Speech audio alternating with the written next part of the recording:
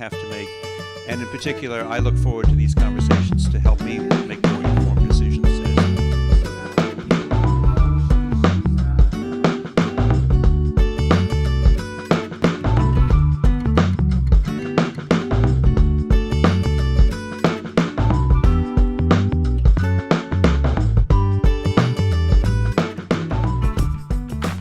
So welcome to this month's open house, the last of 2017. Every month we come together to try and think out loud together and learn a little bit about some of the challenging issues that are before us as a community, as a Commonwealth, and sadly increasingly as a nation. I don't know of any issue that is more complicated or more consequential than healthcare. So tonight we'll spend an hour taking a look at some of the issues that are before us, or that ought to be before us.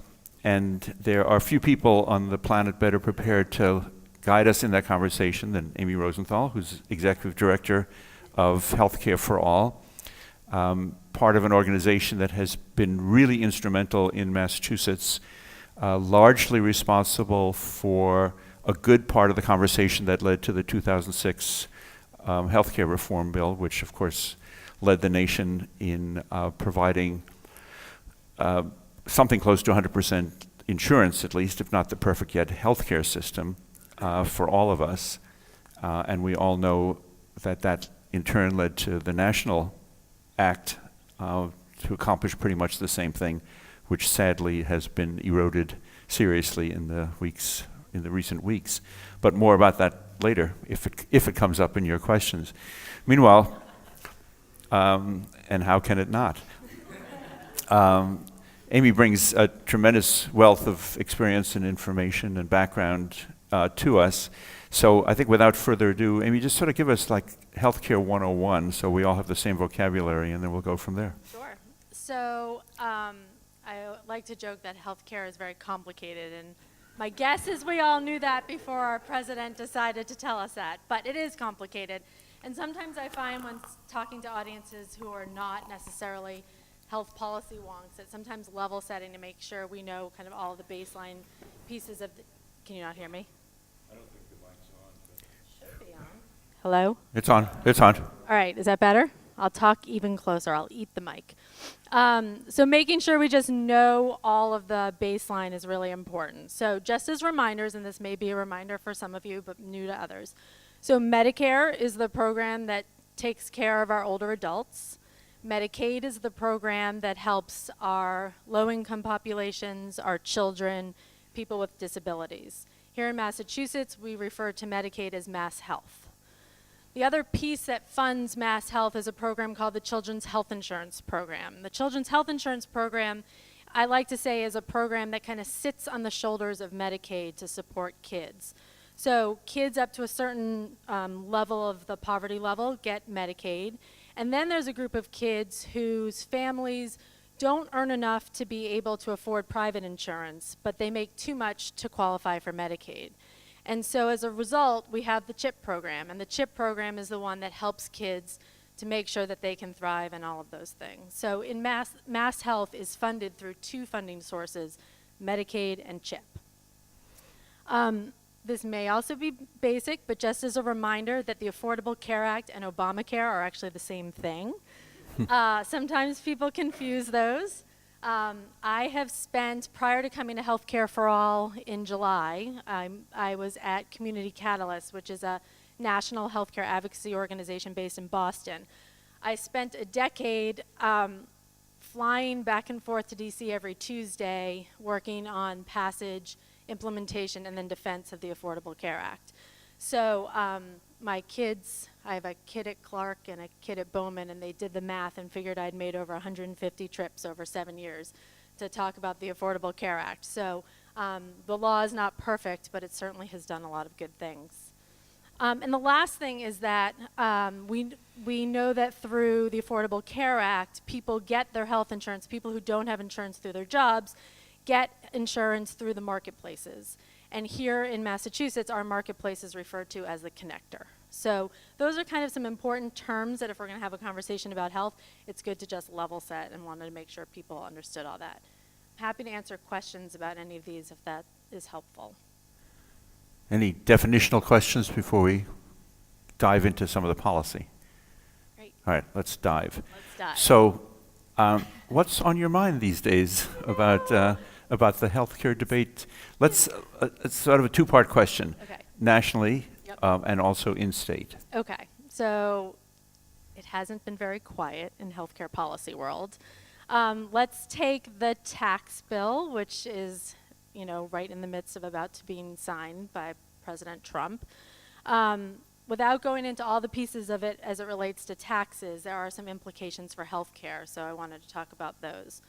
So the first thing that I'm worried about is that we know that the Congressional Budget Office and others have said that over a 10-year period, taxes on low-income people will actually end up going up because of the tax bill. And that causes me to be concerned because healthcare for all, the organization that I work at, we work to make sure everybody has access to affordable healthcare, but we particularly keep our eye out for the most vulnerable populations. And so when I hear that low-income people and middle-income people, that their taxes are going to go up, it certainly makes me concerned about their ability to afford healthcare down the road. So that's issue number one. Issue number two is the other piece that people may have heard about, which is the individual mandate. So the individual mandate is the piece of the Affordable Care Act that says that everybody has to buy insurance. It was actually a principle that was introduced by the Heritage Foundation many years ago. The Heritage Foundation, as you know, is a conservative think tank. It was a very Republican idea for many years until it became part of the 2006 Romney Care bill here in Massachusetts, when the Democrats decided to embrace it as part of a compromise measure to get the health care bill through. And now it's seen as a progressive idea because it was part of the Affordable Care Act. But the reason the individual mandate is so important is because we need everybody to have health insurance in order to make what they call the risk pool work. So if only sick people were buying health insurance, the cost to the insurance companies would be very high. It would make rates extremely expensive for the people who needed health care. And you'd only buy health care probably, or health insurance, once you needed the care. By having an individual mandate and requiring people to be in the insurance pool, that means that everybody's paying into the system, and maybe for a while, hopefully for a long while, we're paying in when we don't really need a lot of healthcare services, and we're kind of in there replenishing the pot. But then when we need it, or when our loved ones need it, or our friends need it, there are resources there to be able to pay for that. So the individual mandate is what makes this all tick. Now, they've repealed the individual mandate in the tax bill that has come through. So after months and months of trying to get rid of the ACA, they couldn't do it, and so this is kind of a backdoor way to try to, kill the bill, basically. So that's the bad news. But there is good news because we live in Massachusetts. So we are the only state in the country that has our own individual mandate, right? So as part of the 2006 law, when the ACA passed, there were a lot of changes that had to be made in order to kind of align our state laws with the federal laws, but we never got rid of our individual mandate. So people in Massachusetts still need to buy health insurance. People in Massachusetts still need to buy health insurance. I've been saying that over and over and over again. And people can still buy health insurance on the connector through January 23rd. So you've heard a lot probably that open enrollment ended December 15th. That was for the national open enrollment period. But here in Massachusetts, we like to give people a little more time, so it goes until January 23rd, and people must have health insurance because we do have an individual mandate. So there's a lot of confusion about that. There was an article today in the Boston Globe talking a lot about this. People are talking about it. Hopefully you'll hear other, I know the Connector and others are trying to publicize that, but you all can be good ambassadors for talking about that. Yes, question? We're ready. Let me bring Mike. You forgot to tell us about CHIP in Massachusetts. I'm going to tell you that next. Thank you for asking. So the Children's Health Insurance Program. So it was originally passed in 1997. Senator Kennedy was the kind of father of CHIP, and he worked very closely with Senator Hatch from Utah. The program was wildly popular, bipartisan support. It was renewed. Obama signed legislation to reauthorize it back in 2009. and it needs to be refunded. It was supposed to be refunded and reauthorized in September. It didn't happen. We all thought it would happen now. We all thought it would happen now. It still has not happened. So my newest intelligence from being in DC last week is that there is bipartisan, bicameral support. So both chambers, both parties have agreed on how to fund CHIP and pay for it to reauthorize it. That you would think would be a good thing and that we would be seeing this happen. The problem is that it's tied up in the military cap debate.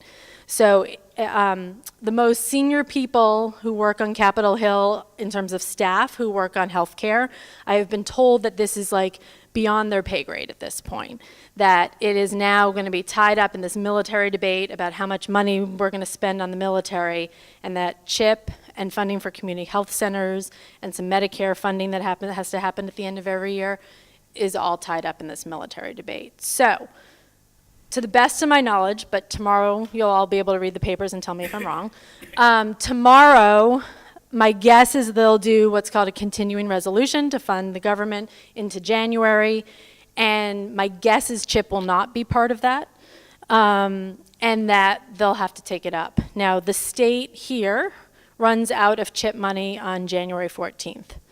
It's going to cost us $147.5 million if we don't have CHIP money between now and the end of our fiscal year. Fortunately, because what I like to call we have a culture of coverage here in Massachusetts and people believe in coverage, everything I've heard from the administration is that they're going to continue. They're not planning on sending out notices to people to say you're cut off from CHIP. They're going to continue to fund it. And they're going to work some behind-the-scene magic with the numbers. But that doesn't mean that they can do that forever. And so it's really important. We're very fortunate that all of our members of the delegation are out there talking about CHIP. Governor Baker has been leading the charge amongst governors to talk about why this is important. But what you can do is you can call friends and family in other states and ask them to call their members of Congress and encourage them to try and get CHIP moving. If that answers your question. Supposedly, it was Wait for Mike. Supposedly it was extended through March in the bill the House passed today for temporary funding. So they're going to put some temporary funding so that states don't run out of money, but from what I can understand from what some of the Medicaid offices, it's not necessarily actually enough money, and how the money's being dispersed isn't happening timely enough, so the states are still having to cover. So places like Virginia and Colorado and Connecticut's frozen enrollment already, and the other states have started to send out notices saying you may lose your coverage. But yes, that's a good point. So let me just add on a political note. There's not the slightest doubt that the bill the president's going to sign tomorrow is a frontal assault on our healthcare system. I think the people who voted for it need to be reminded of that. 2018 is an election year. Call your friends and family in other states. They're people who need to be held accountable. I'm allowed to make a political statement. Absolutely are. You're allowed to do anything. That's very tiring.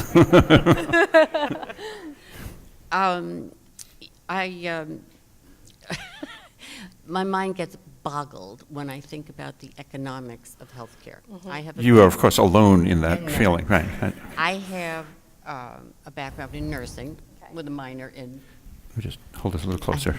government, and I have been waiting for someone. I think Bernie came close to it, but because of all the garbage around that, it didn't go through. I'm waiting for someone who's a combination of Elizabeth Warren and Bernie Sanders to explain to the American people that it will be so much easier and cheaper to have a single-payer health care. I think the American people who didn't even know that Obamacare was the same, many Americans, as the Affordable Care Act, they need it spelled out really clearly, really simply. Now, I could be wrong about this. I have no economics background, but my gut just tells me it's got to be.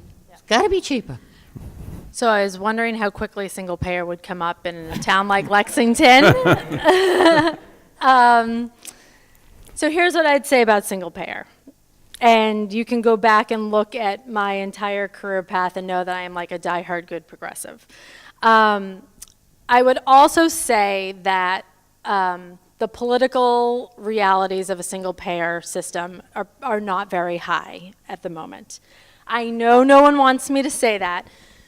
Part of the reason, though, is not because of political will, but it's because when you have an entire infrastructure and industry, it is very hard to go through and completely eliminate it. Lobbying aside, politics aside, my heart is reaching out to everything that you're saying, and I wholly understand and agree. The question is, can we get there? And I think that there's two important things to think about when we think about single payer. I think the first thing is there's a visionary statement that we need to be making when it comes to health justice in this country about what we deeply believe in. I mean, my organization's called Healthcare for All, right? So that, we deeply, deeply believe in that. And then I think there's the practicality of how you get to achieving your vision. And that doesn't mean that we're going to give up working towards something that's the ideal. At the same time, I coined myself a pragmatic progressive, and so there are times where I think we need to try to fix what we have in addition to fighting for the ideal. And that doesn't make me very popular sometimes in suburbs like Lexington, where I live.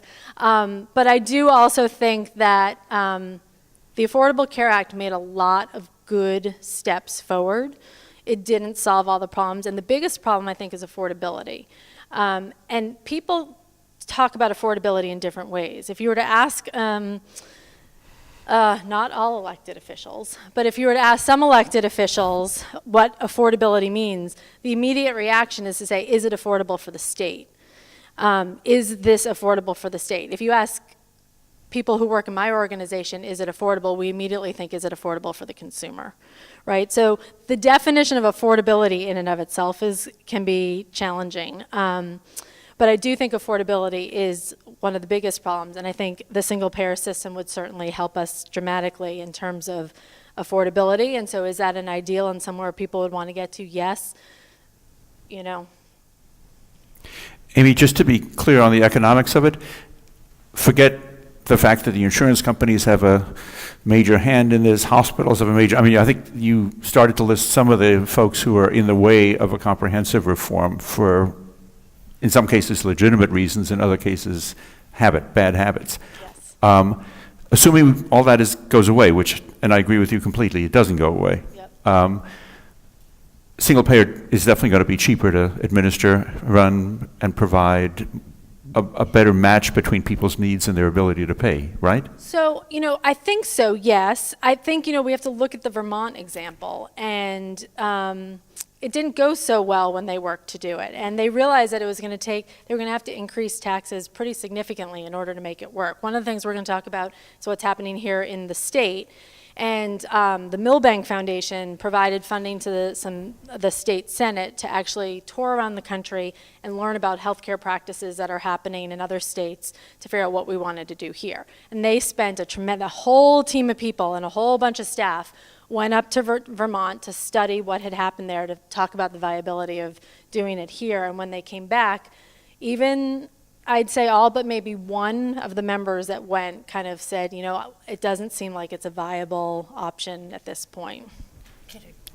I forgot the most important part of my question. Please tell me. I wanted you, if you can, Yes. I don't, and it certainly sounds like you can, talk about the difference between, not the difference, how did I word it on the email, that the viability of a national single payer versus A state. 50 states. Yeah, so, I don't know that I can talk specifically about that, but what I can tell you is that there are a lot of things that are a lot easier to do on the national level than when you start breaking it out piece by piece. Using an example from the Affordable Care Act, we were supposed to expand Medicaid up to 138% of the federal poverty level for everybody in every state, and there was a lawsuit, people may remember, and we lost that one. And so my old organization invested, I don't even know how many millions of dollars, many, many, many millions of dollars going state by state, trying to fund Medicaid expansion campaigns in all sorts of different places. And we won some, and we didn't win others. But that's a good example of where, had things been done on the federal level, it would have probably made a lot more sense. So I don't know that I can really talk about the economics. To be perfectly honest, in my career, I haven't spent a lot of time on single payer because I'm always dealing with a crisis. So let me I want to echo what you just said. I don't know how much of this is providing an excuse for myself, but I reached the same conclusion that you reached about short-term viability. I also reached the same conclusion you reached about the desirability of going to something beyond where we are right now. When I was first elected, John McDonough became chair of the Healthcare Committee. Before you, he was head of Healthcare for All. There are few people who I knew, at least early in my career, who understood this any better than he did. And he and I had real serious fights because I wanted to blow up the system and start all over again, and he was much more of an incrementalist. He was right, because of politics is the art of the possible. And I think that right now the vested interest that the insurance companies have, the major players, the major hospitals, and the distinction between research institutions and community hospitals, I mean, there are huge, huge fights. And the survival of some of these institutions and the profitability of some of the for-profit institutions is absolutely on the line. So this is not going to go, we're not going to go gently into the night. And meanwhile, we just do what we can. I do think there's one last thing I'll say about this is, you have to think, like, what does single payer actually mean? Does it mean Medicare goes away? Does it mean Medicaid goes away? Like, what is the actual policy of single payer? And there's not really a lot of agreement out there when you start to dig into, like, the weeds of how you're going to actually make it happen. And so I think for all those reasons, what Bernie did so well is create this healthcare vision for all of us. And I think that that's something at Healthcare for All we have to strive to do, which is to get people like yourselves who show up, 2 days before the holidays start and all of these things, who are interested in healthcare, to think about what is the vision that motivates all of us to get out there, and then how do we take steps to try and achieve that. So Great. Bill? Continuing on that similar question and on definitions, three close. Just hold close to your mouth. Okay, three closely related terms that are often used by progressives, maybe even by Bernie, are Medicare for All, public option, and single payer. And so if you could clarify for everyone the relationship, and when you talk about Medicare, be sure to include Medicare Supplement, Medicare Advantage, which makes it really a public option with private added. So all that in 2.5 minutes. Yeah, so to be honest, I'm not actually sure I'm the best person to do it. And like I said, I haven't spent a lot of time digging into all of the different options. I briefly read Bernie's proposals early on. I mean, I do think that his idea, and I think Kennedy had some of these ideas many years ago, is that if you just took Medicare, which works for older adults, can you expand it out and make it viable for everybody? Public option means that the government is in there rather than insurance companies. The third one, Public option would be, for example, public option would mean everybody has the right to be on Medicaid if they want. if Right. they want. Right. And if they choose Medicare. to buy private, they get a credit against the Medicaid they're not using, See, you which know is more than which is exactly how Medicare works, where I can be on Medicare, which is single payer for me, and government insurance, or I can buy a Medicare Advantage plan where Medicare pays part of the cost of my private insurance since I'm not using Medicare. So I view public option with private choices on top of it and offsets as being the ideal solution. Yeah. So, I guess I would say, thinking about Massachusetts, and this is pivoting a little bit towards the state conversation. I mean, one of the things that we've proposed is can employers offer a Medicaid buy-in for people here? And we've talked a lot about Mass Health here in Massachusetts, but over the summer, the governor actually offered a proposal that would try to move people out of Mass Health and put them into the connector, which is less robust coverage. it is potentially more expensive, and it's not quite as More expensive for consumers. more expensive for the consumers, and but it saves money for the states, because rather than getting the matching rate that the federal government would provide for Medicaid dollars, they would actually use the subsidy structure that's set up through the Affordable Care Act. And when this all happened my first week of work, I was like, welcome to the job. But one of the things that I heard when I spent time learning about these proposals from the governor was that there was a lot of alignment between major hospitals in Massachusetts, a lot of insurance companies, even some progressive advocacy organizations, and a lot of elected officials, that our mass health program right now is not sustainable financially on the path that it's on.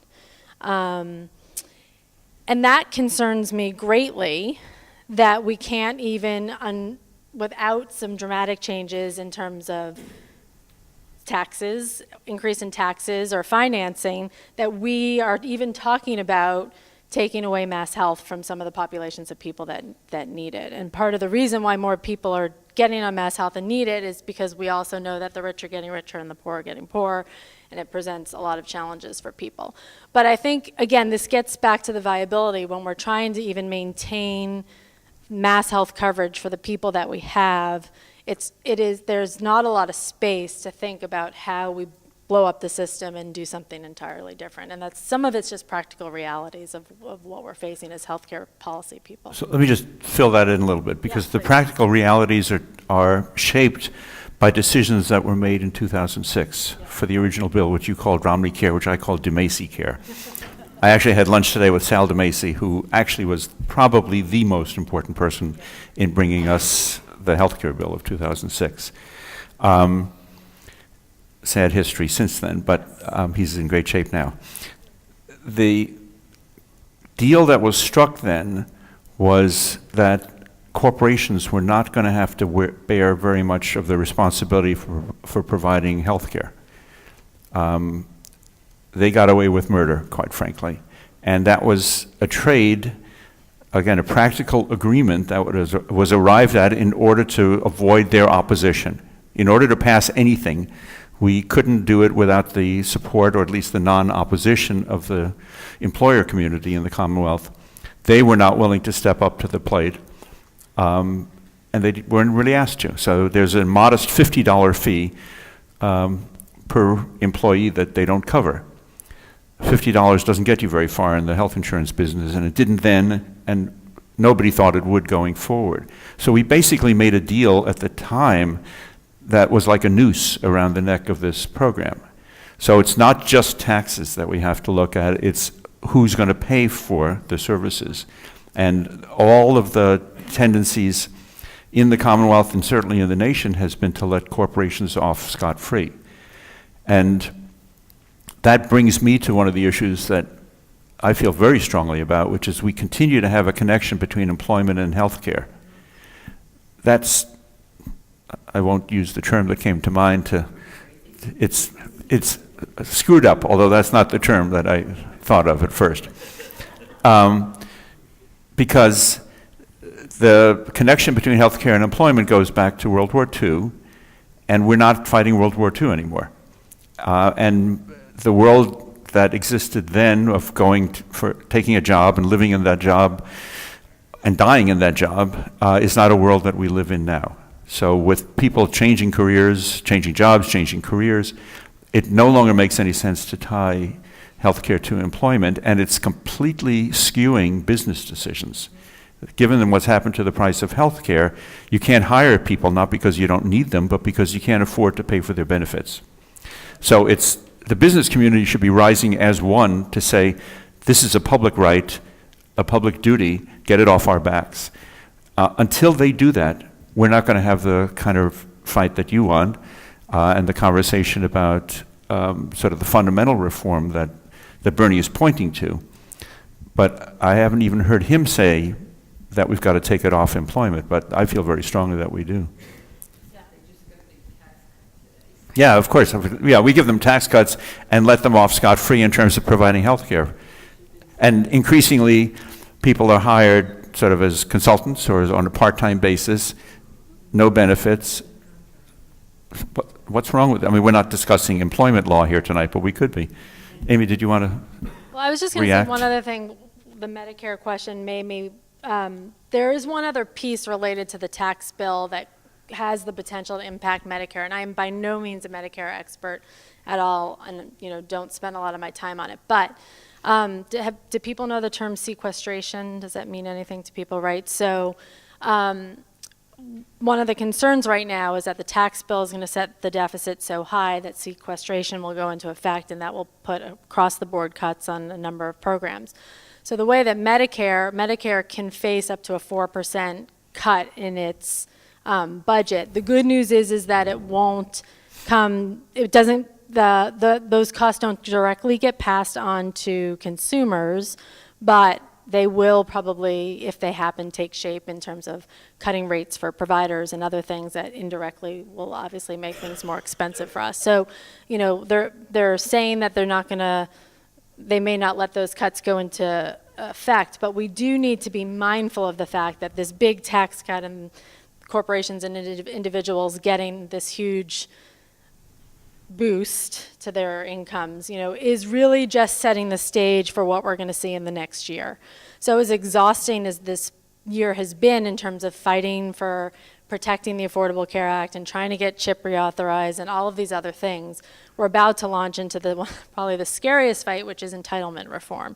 And that's where we worry about, Trump's already backpedaled his promise during the campaign that he said he wasn't going to touch. Today they were saying he says he wasn't going to touch Medicare or Social Security, not mentioning Medicaid, which he did say during the campaign. But you do have to worry about all of those programs and see what happens during this entitlement reform. So it's going to be really important in the next year for everybody to kind of be keeping an eye on this and either being active yourself in terms of reaching out to our delegation, who I trust will be fine, but it's important for them to hear from people, and also reaching out to friends and family, like I mentioned before. So again, to be political about this, absent a very dramatic change in the balance of power in Washington in 2018 and 2020, there will be further cuts to every program that we care about. That is built into this tax reform. It is not, an unintended consequence. It is an intended consequence of this tax reform. So this has to be an intensely political fight. And we cannot underestimate the enemy. I'll come back to you next. I want to ask a couple of questions and give you a little bit of a history of why employers wanted to do healthcare. It goes all the way back to Walter Reuther, who went to GM and begged them to not only support Social Security, but also healthcare. And they said, we use it as a recruiting tool. Right. Well, they went bankrupt 65 years later because they couldn't pay for their health care. Now, health care costs, we know, are going to continue to go up. And we don't hold the costs back because we don't, say, do what Europeans do and make bargains with drug companies, et cetera, for care. Considering that that's going to keep happening, I can't see why insurance companies would want to keep doing it, at least as it rises and rises. And the same thing happened when people wanted to have flood insurance. No insurance company would cover people, and the government had to step in and offer that. So what is the damn difference between that and health care for all, or that kind of a system? Right. I mean, I think the issue right now is insurance companies are making money off of doing that, right? So for the foreseeable future, they'd have no reason to want to get out of the business of providing health insurance. What about all those companies that refuse to do it in certain states and you're left with one insurance company? Well, because for them, that isn't as profitable. And you're right, that if that were to continue across the country, then we would start to see a mass exodus from insurance companies. I just don't think we're there yet. But I do think you raise a really important question about costs and how we need to work to reduce them. And I think there's a lot that's happening here in Massachusetts to do that. So we can either take another question or we can jump into the cost. No, talk a little bit about that, because that's certainly an interesting question. Yeah. Then we'll take another question. So, Massachusetts has always been on the forefront. I would say that there are other states that are doing a lot more around cost control, or doing as much as Massachusetts around cost control, but there are some things that are certainly happening here in Massachusetts. One of the ones that I'm most intrigued about, which they're doing in the Mass Health program, but I think it provides a kind of a viewpoint into what else could be done, is this concept of ACOs, so accountable care organizations. So between now and March 1st, we are going to move approximately 850,000 mass health patients into ACOs. And what that means is there's going to be 17 ACOs across the state. Most of them are based in hospitals or other institutions that have created networks that are part of their ACO. And the idea is that by working together as a network, they can manage costs better and ultimately bring costs down. And they're kind of on the hook for this. So the way that the state pays the ACO requires them to take the risk, so that if they don't bring down the costs, it's going to come out of their purse. So there's incentive for the ACO to try to manage costs. This is like a gamble, right? It could be good or it could be bad for consumers. So if you think about it, if they do it well, then there will be more case management, there'll be more care coordination, they're going to care about things like behavioral health services, which too often are overlooked. These ACOs are required to deal with issues related to social determinants of health, which is kind of a fancy way of saying that we need to think about all the things in people's lives, like housing and food security, that also make you healthy or not healthy. Imagine that. And so there's a lot of potential for these ACOs. At the same time, the ACOs are on the hook, as I said, financially. So if things don't go right, they could also start cutting things away from consumers in order to maintain their bottom line. So groups like mine are on high alert, trying to make sure that these ACOs are done well. And I'm guessing that in the first few years there will be some of the 17 that do a great job. I'm also guessing there will be some of the 17 that do less than a great job. I think that there's a lot of unknowns right now. There's one ACO called Community Care Cooperative. They call themselves C3. They're actually co-located with my organization, and I probably shouldn't call it this, but I'm going to call it this anyway. They're like the do-gooder ACO. They're the ACO that's made up of all the community health centers. So they're the only one that doesn't have kind of an anchor organization that's a big entity.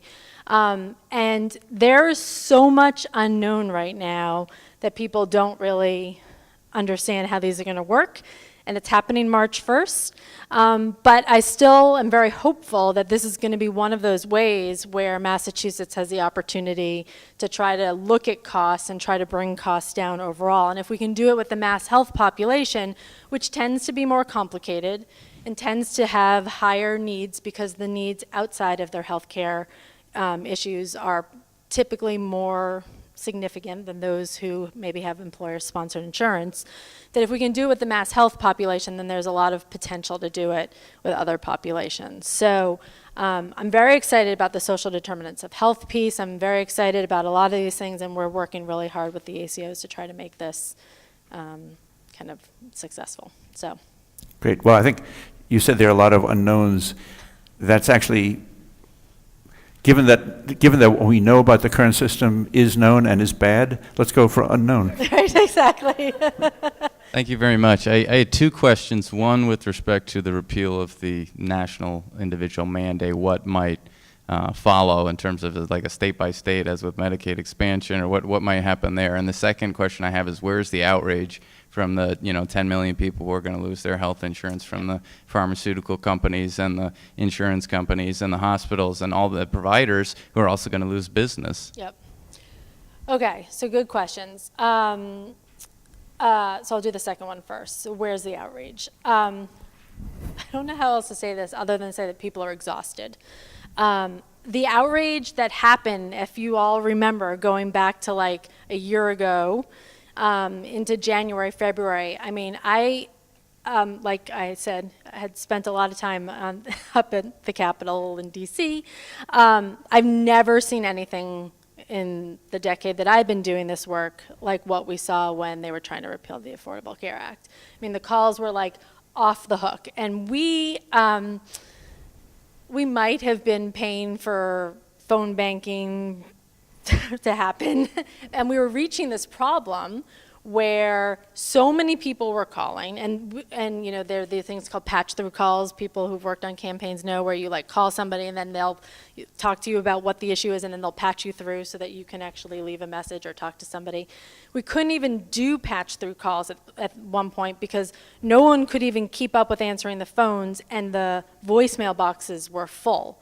So we got to the point where we were actually paying to record the voicemails, and then at 3 a.m. we were dumping them into their voicemail because they would empty it at midnight, and then that way when they got in at 7 in the morning, they would hear all the voicemails, they'd dump them, and that opened the lines again for us to make calls in the afternoon. Like, this is like the level of craziness that we were having. And I think after 12 months of doing that, I think there's a level of fatigue, and I know that's a terrible answer. But it's all the more reason, again, why people like yourselves who have shown up on a cold night need to keep up that enthusiasm, and I think that that's one of the things that we really need to think about. That's the answer to your second question. Let me just add, hopefully collectively we're going to be strategic about this. Yes. Because 1 or 2 or 3 of the senators in particular who switched their votes on this, were they to lose their next re-election bid, people would sit up and take notice. We don't have to flip the House or the Senate. We need to have a couple of strategic losses to change the conversation. Yes, I would definitely agree with that. To answer your first question about the individual mandate, so I have already received phone calls from my counterparts in 3 other states who are interested in understanding how we pass an individual mandate here in Massachusetts. So yes, I do think we're going to start to see other states want to pass an individual mandate. The problem for me with that is a problem we've seen, you know, I can give you an example other than Medicaid expansion. And I'll tell you this because it's one of my pet projects. People in DC like to joke that lobbyists have like something tattooed across their head, so when you walk in the door, you know exactly what they're going to talk about. So like, you know, doctors' organizations, it's like provider rates, and, you know, insurance companies, it's not covering all things. They used to joke that my tattoo across my head was something called consumer assistance. So consumer assistance programs are programs like the program we have at Healthcare for All, which is our helpline. And our helpline takes 20,000 calls a year. We answer the phone in 3 different languages, English, Spanish, and Portuguese. And we basically help people answer their health insurance questions. We help them enroll. We have these like incredibly moving stories, and I'll tell you one in a minute. But this consumer assistance is a way for people in Massachusetts to get help from someone in Massachusetts about their health care, and someone in Tennessee can get help from someone in Tennessee about their health care questions. So one of the pieces of the ACA, which I worked on a lot with Senator Kennedy before he passed away, and then Senator Dodd after Senator Kennedy wasn't there anymore, was to fund consumer assistance programs. And there was a teeny little piece in the ACA, it was $20 million. And the money had to be given, unfortunately, we lost this part of it, it had to go to the state. So the state had to apply and say, we wanted this $20 million to fund consumer assistance programs. So Massachusetts applied, got some money, gave it to Healthcare for All, funded our helpline. Blue states all applied for consumer assistance money. They had great helplines going those first few years. Everything was great while the money was there, but none of the red states applied for it. And it just made the gap wider. And then we've seen it with Medicaid expansion, and now we have the potential that we might see that in the individual mandate. So it's a very long answer and a little convoluted to get to your question, but it worries me a lot that, you know, I left my job at Community Catalyst because I deeply believed that the only way to advance proactive healthcare policy over the next 3 years was to work in a blue state and to try and make state gains so that when sanity returned to Washington, we would have examples of what worked so that we could then try to replicate it on the national level. My concern with that is that as states like ours pilot ACOs and do interesting things, that, you know, the Texases and the Alabamas and the Mississippis fall further behind. And that is why it's so important that groups like mine in those states get the resources that they need so that they can be kind of fighting the good fight down there. Great. I'm just looking around to see if there are other questions. Go ahead. What's that? Go ahead. Clear my throat here. So back when the original Affordable Care Act debates were happening, one day it struck me, you know, we're having people that are basically politicians, lawyers, not really healthcare experts, you know, tossing the ball back and forth trying to figure out a solution. And I thought, well, surely somewhere in the country people understand the underlying costs below this thing, not insurance coverage, but the actual costs that insurance is trying to pay for. And so I said, well, someone understands that, and I started digging, and I really couldn't find a very good study with data that provided that. And it seems like we're pushing the balloon around, but yet there's not a national consensus on what the top 3 to 5 drivers are for cost, the underlying cost. I recently found a pretty good study that gave me a start on that, and I go to the Health Policy Commission, and I read their reports. I see things on Massachusetts. I'm working for my grandkids. I'm retired, but what are they going to inherit? I love that you do that. So anyway. So I'd like to talk about one of the drivers that we know about, which is pharmaceutical costs. So prescription drug costs are a huge, huge, huge concern. In the past 5 years here in Massachusetts, again, I can talk more about Mass Health because there's more data that I have for that, but in the past 5 years, our pharmaceutical costs have doubled. So there is an interesting proposal out there right now that Governor Baker has applied for permission from the Centers for Medicare and Medicaid in Washington to test here in Massachusetts. We would be the first state in the country to do it, and it's very, very controversial right now. Not a lot of people are talking about it, but for those who are, it's pretty controversial. So one of the things that they're trying to do as it relates to Mass Health is right now Mass Health basically says, or Medicaid basically says, if there's prescription drugs that have been approved by the FDA, Mass Health, Medicaid has to make it available to people on Medicaid. Commercial insurance doesn't necessarily do that, but Medicaid does. So one of the proposals that Governor Baker put forward that got a lot of pushback over the summer was what they're referring to as closing the formulary for Mass Health prescription drugs, meaning that they would take steps to not allow every single drug be available for Mass Health patients. That they could look at some of the drugs and say there's not enough evidence that to make this worth the price, or it's dramatically overcharged and it isn't worth what they're charging. There's a lot of details that need to be ironed out. I've been having a lot of conversations with the administration about this because it is the first in the country. And I do really believe that the administration is thinking very thoughtfully about how to do this in a way that doesn't hurt consumers, but there are a lot of concerns. Disease groups are really concerned about what this means. HIV/AIDS groups, mental health professionals are worried about it. And from what I can tell, it sounds like by and large things would remain the way that they are, but that there would be some increased flexibility to have some negotiations. But here's what's happened because of that proposal. I started to get phone calls from former Senator Kennedy staffers, people I know well, former Senator Reid staffers, who were part of a new advocacy group that I'd never heard of before that was fighting back to stop this concept of a closed formulary from happening. And I was thinking to myself, like, never heard of this group before. I've been doing this for a while. I'm kind of surprised I haven't heard of them.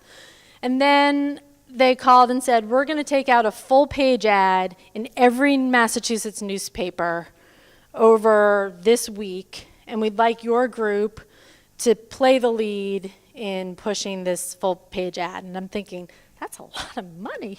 I could do a lot of better things with that, but that's okay. Because I said to them, what's the purpose of the full-page ad? Like, who are you trying to influence? You're not going to change the governor's mind with a bunch of full-page ads. He's invested a lot in this proposal. You're not going to change CMS's idea whether they should approve this or not because they're in DC and they're not reading the Worcester newspapers. You're not going to change the minds of consumer groups like mine. So what are you trying to do? So we said we're going to take a pass on this. But then they went to a letter that my organization had signed and sent to CMS saying that we had concerns about the overall package the governor had put forward. Remember I said he wanted to move some people off Mass Health into the connector. This was part of that proposal. So we had gotten a whole big sign-on letter where we had 50 organizations who all care about healthcare to sign on, and we listed all our concerns, and we sent it to the federal government, and we sent it to the governor and said, here are all our concerns. So this group then called and emailed everyone who signed on to our sign-on letter, asking them to sign on to this full-page ad to try to go around us. So all these groups started calling us saying, what's going on? Well, after doing a lot of digging, we realized that the reason we didn't know about this group is it had just popped up, and it was funded by pharma. Aren't we shocked? And so this debate around pharmaceutical costs is extremely complicated because we call those groups astroturf groups, right? So you have your grassroots groups, you have your grass tops groups. So your grassroots groups are like all the people coming together, we're going to rise up. The grass tops groups are kind of like the me's of the world who are out there talking to people about policy and being all wonky. And then you have your astroturf groups, which are just fake. And so around this Medicaid Mass Health pharmacy proposal, all these astroturf groups started popping up. Their websites all looked remarkably similar. They were all beautiful and way more expensive than anything anyone could afford. So my point of all of this is pharmaceutical costs are extremely one of the main drivers. It is very hard for people on the state level to do anything. It really is a national issue. There's no appetite in DC to take on the pharmaceutical industry, no appetite. And so there are some creative solutions that are going to be tried here, but again, high cost for consumers potentially if it's not done right. If it is done right, there could be big rewards. So the only thing I would add to that rather depressing answer, to make us more depressed, is you can't have a conversation of the sort that you're inviting without mentioning the word rationing. Choices have to be made about what's available to each of us and how much choice we have.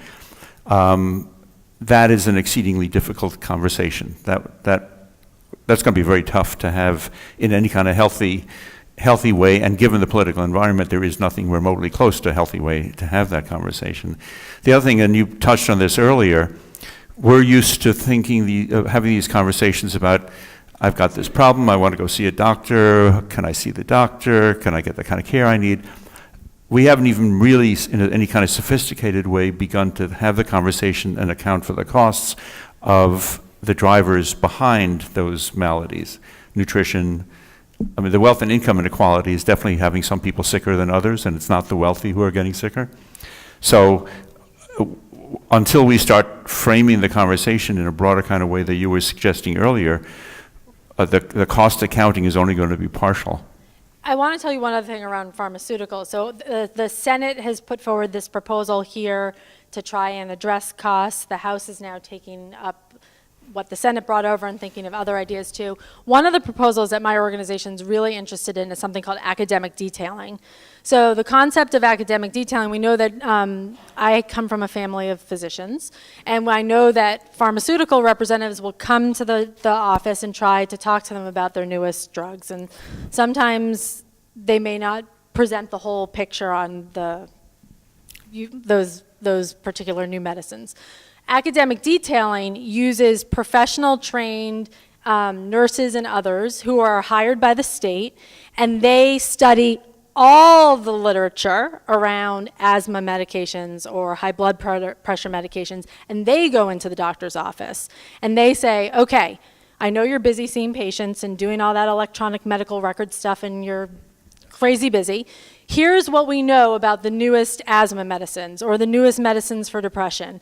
And here's what, they don't necessarily make a recommendation per se, but they present all the information. And we know that that is something that saves money pretty quickly. Some people say in year 1, I think probably more realistically in year 2 of implementation. We had it for a while here, it got defunded.